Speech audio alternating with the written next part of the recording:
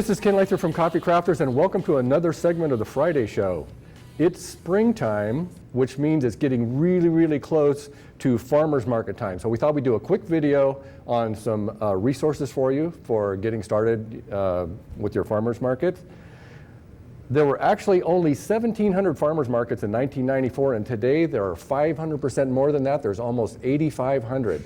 And while I was searching online, I found a really great resource for farmers markets. And we're going to show you this website. And it's the National Farmers Market Directory. And we'll have a link right up here on the screen. And what I liked about this directory is that it's very easy to navigate. Let's go ahead and just navigate through some screens here. On the home page, you'll see Browse. If you just hit that Browse link, it goes to a list of all the states in the United States. And if you push on the link, all of the farmers markets are listed in alphabetical order.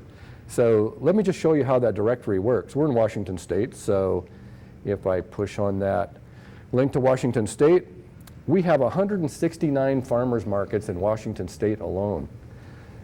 If I go down to, we're in Liberty Lake, Washington, so if I go down, we actually have a farmers market 2 blocks down the road.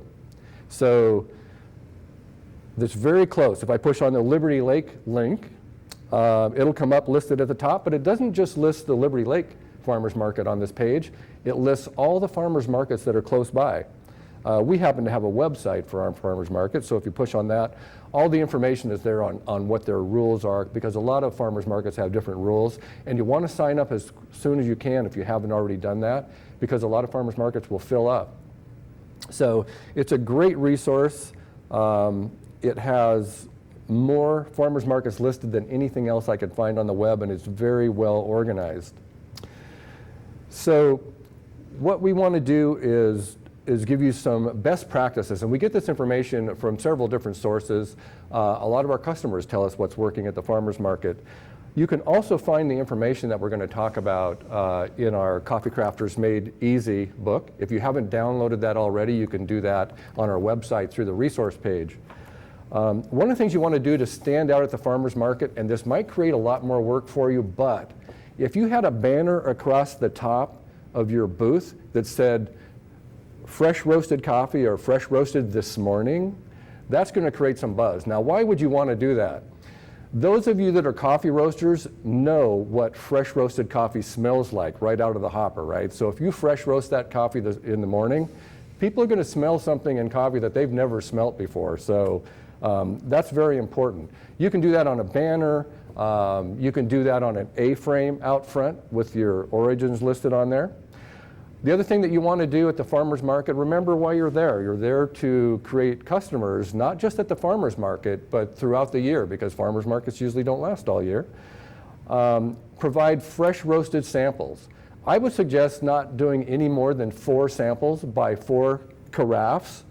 And you want to give away some very small samples in very small cups. Now, why would you want to do that? You don't want to give somebody a cup of coffee to drink because they're just going to walk away. But if you give them a very small sample, you're going to talk to them and educate them about the different flavors that you have available, because you're there to educate your customers. Another thing that you want to do is concentrate on giving them information that they can understand, because you might be a coffee roaster and you know about fresh roasted coffee. Many of the people that walk through will not, so educate them about fresh roasted coffee. It doesn't last more than 3 days before it starts that downhill slide. It's good for 10 days, roasted fresh. So put together some educational resources.